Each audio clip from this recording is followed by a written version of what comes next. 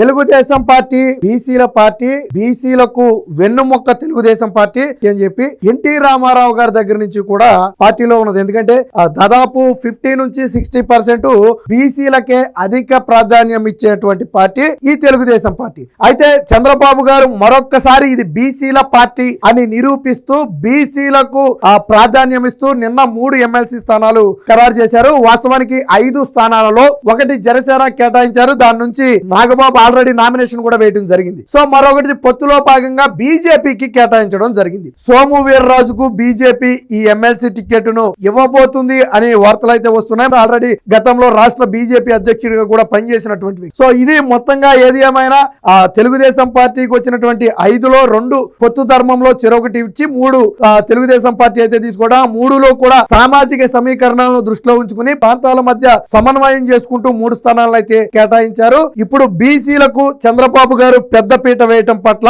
మరొకసారి తెలుగుదేశం పార్టీ బీసీల పార్టీ అని చెప్పి రుజువైంది.